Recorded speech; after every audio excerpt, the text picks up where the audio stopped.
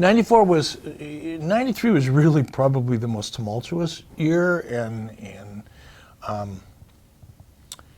exciting year in some ways because it precipitated a lot of the changes that allowed me to take advantage of a situation or be propelled into it.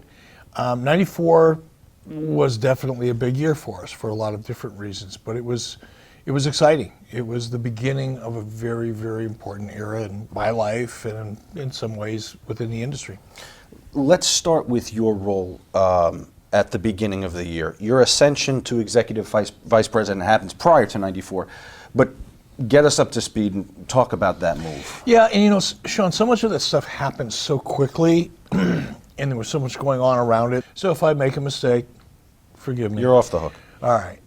But I will say that I was made executive producer either in '93 or '94, and then shortly after that, vice president, and then shortly after that, executive vice president. So where those titles kind of fell into the timeline, I'm not really sure.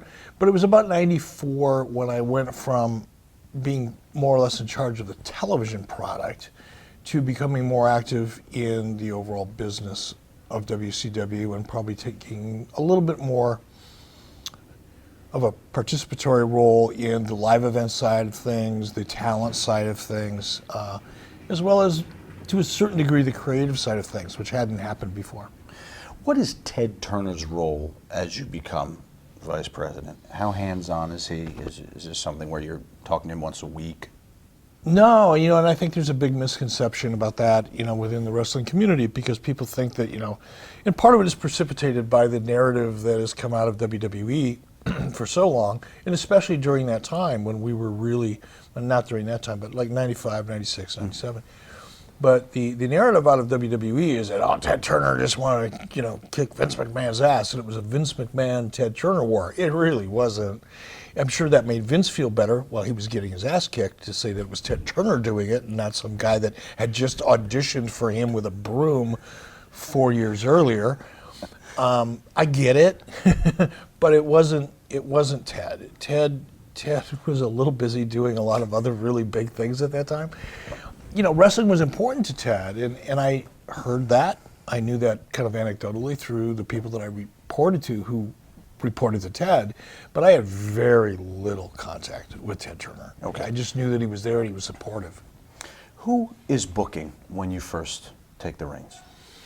Even that's somewhat hard to remember because there were so many transitions, you know, when you say booking or, you know, I refer to it as writing or being a showrunner, but the booker at that time, I think when I took over in '93, was really, you know, I came in kind of after the Bill Watts debacle. So Ole Anderson was kind of involved at the time. I think Dusty Rhodes may or may not have been involved at the time. But when I first more or less took over as executive producer, took over television as executive producer, I had nothing to do with booking. Nothing. In fact, I couldn't get far enough away from it, to be honest with you. I didn't want to become involved with it. But after I immersed myself more and was, I don't want to say forced into it, but I saw that if I didn't take a little bit of control over it, then I wasn't going to be able to control anything. I put Dusty into that position. I believe initially, Dusty was my choice. So I had a great relationship with Dusty. When you first get the title, what's the company's financial situation? Are you made aware of that, even though you just run television? Yeah. No.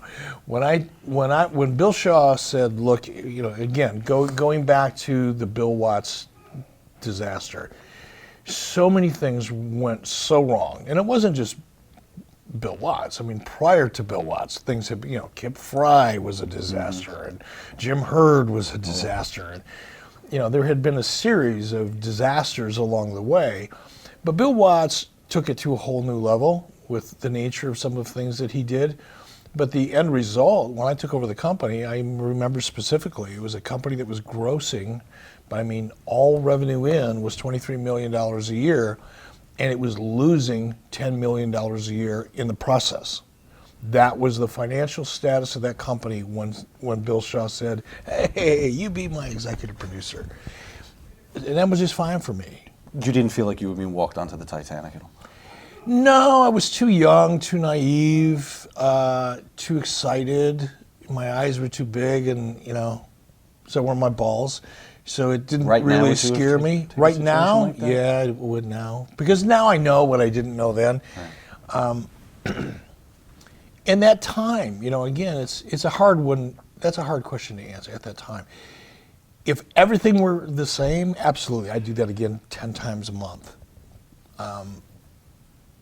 But yeah, it was an exciting time, and I was excited to do it. What's the morale like backstage? Do you walk into a divided locker room, a depressed locker room? I walked into a locker room that was, it's hard to, you don't want to generalize because not everybody was the same, but I think the general feeling was this is just a big payday, and once they sign you up, you can retire here. I remember Larry Zbyszko. Larry Zbyszko, and I worked together at AWA. Larry was one of the first interviews that I ever did in the industry. And Larry came to WCW before I did.